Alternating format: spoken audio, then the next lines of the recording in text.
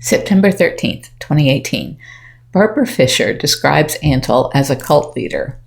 Today, Howie and I spoke on the phone with Barbara Fisher because she reached out to me after the news of Joe's hired assassin heading to South Carolina. First, because she wanted to let me know that Antle has 10 to 11 illegal assault weapons. She said Antle told her he knew the machine guns were illegal and that he kept them in a display case in her bedroom during the 8 years that she lived at his home. She gave us a lot more insight as to what causes decent women to get sucked into cults like Antle's. What she described was exactly what I've been watching on a Netflix show called Inside the Criminal Minds, episode on cults. She knows nearly half a dozen women who have since escaped his grasp and will be trying to get them to come forward with their stories so that he can no longer lure innocent children into his sick web. Below is her article from March 28th of 2017. This was in the iowainformer.com. I am outside scrubbing the concrete of the bear enclosure. There is a patch of dark staining the gray expanse that Bhagavan Antle, the owner of the Institute of Greatly Endangered and Rare Species, tigers for short, told me that it will come up if I scrub hard enough. I know it's not true, and so does he. I don't know what made the marks, but they've been there since I arrived and are obviously permanent. But I scrub away as I watch him leave with the others, heading out to the movies for a moment of rest.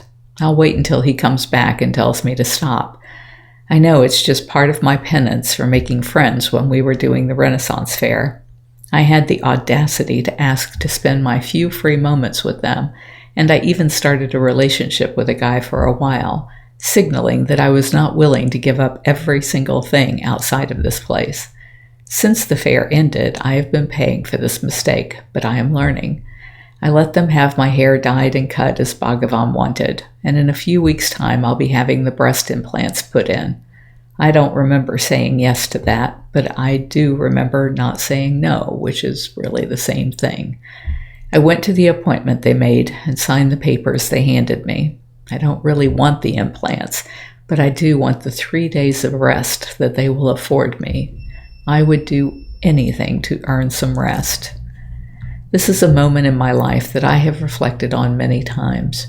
It happened during my first couple of years as an apprentice tiger trainer, when I was still in the process of erasing my previous self and building one better suited to my new goals and family. I know now that this was in the early stages of my own radicalization. And I believe that anyone can find themselves in this same position. Since 9/11, it seems that it is impossible to turn on the news and not be confronted with another story about the actions of radicals or extremists, kids being recruited for terrorist groups, journalists being beheaded, or people blowing themselves up in order to kill innocents.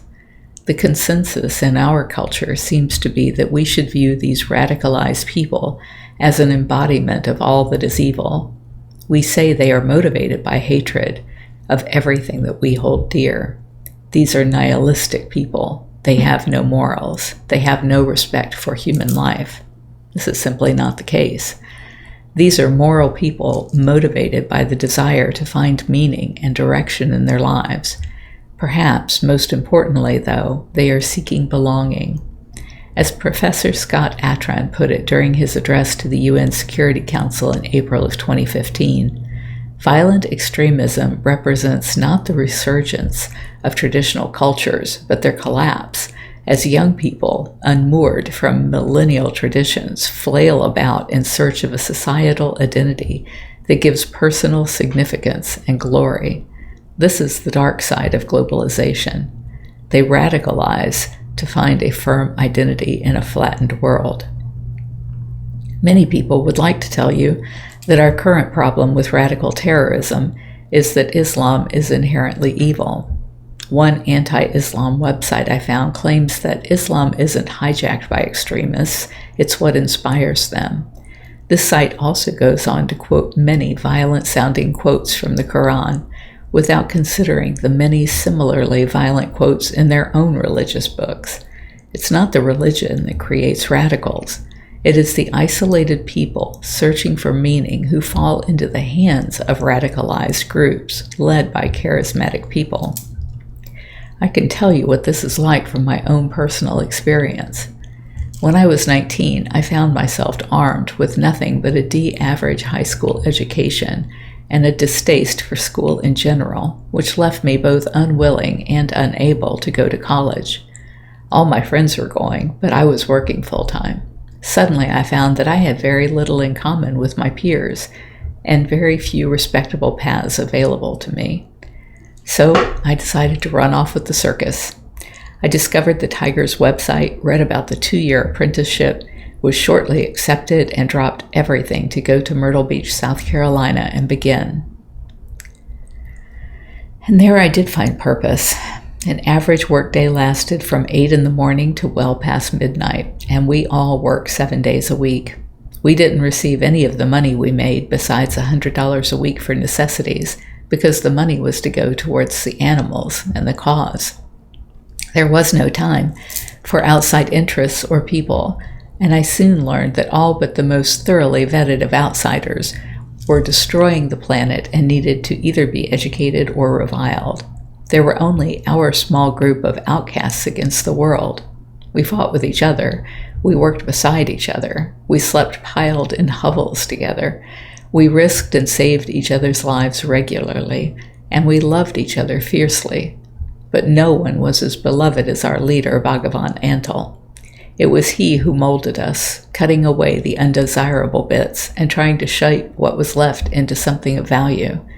Soon all of the fears and limits we arrived with reduced to little dormant seeds sleeping underneath the spreading tree that was the fear of disappointing him. I once caught an alligator that was larger than me. I had never done so before, and I haven't since. I did it because Bhagavan told me to, and instantly I obeyed. Part of me is proud that I did so, but another part is appalled. I had quite a bit of practice with the big cats at this point, but none with alligators. I didn't do this as a demonstration of skill. I did it because I loved this man's good opinion of me more than I loved my own life. So why didn't I just leave? Why don't the suicide bombers quit before they are forced to kill themselves? It's not like they are forcing them to stay. They choose to, right? Well, this is very easy to say, but very hard to do in real life. When so much of an individual's identity is invested in an extremist group, leaving can mean losing everything: property, people, identity, accomplishment, and years of work.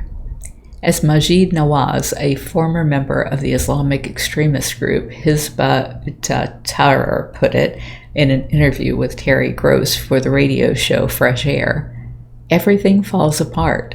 I lost all my friends. There are members, very, very close and dear members of my family, who simply don't speak to me anymore and haven't done so for years. My marriage fell apart.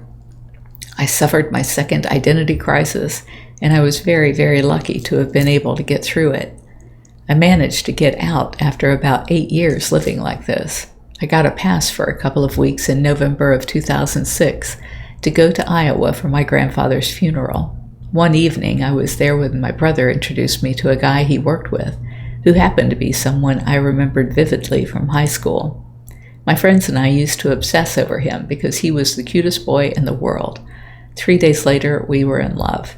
He tied a metaphoric rope around my waist that tethered me to the outside world before I returned to the Tiger compound.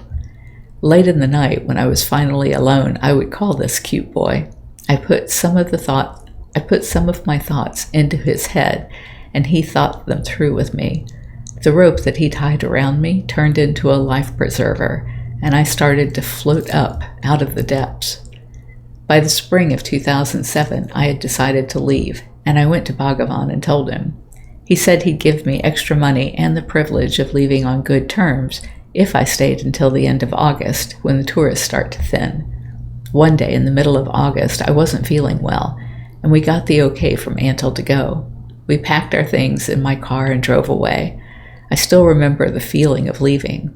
I was crying, but my heart was filled with absolute joy.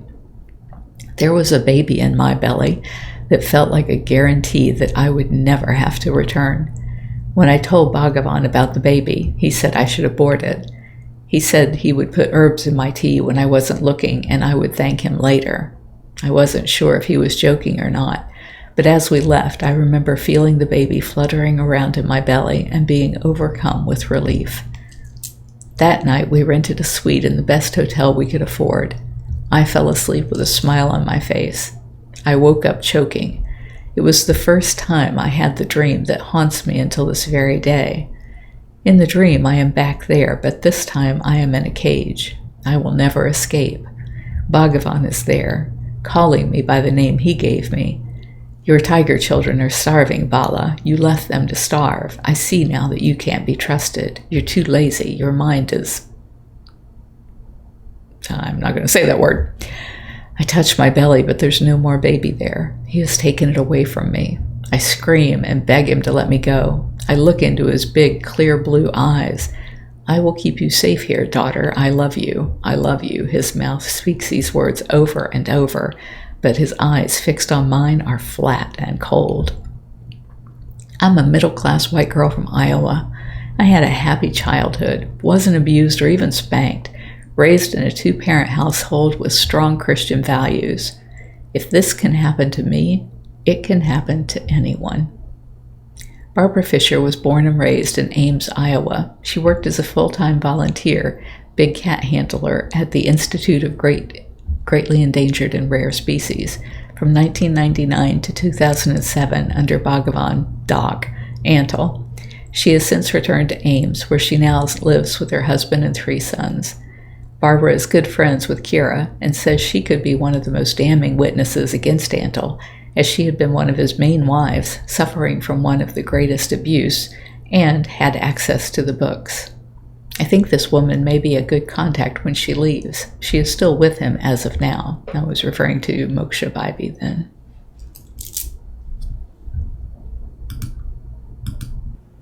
If you're enjoying my diary, please like, share, and subscribe. You can find other ways to connect to me over at bigcatrescue.org/Carole.Baskin.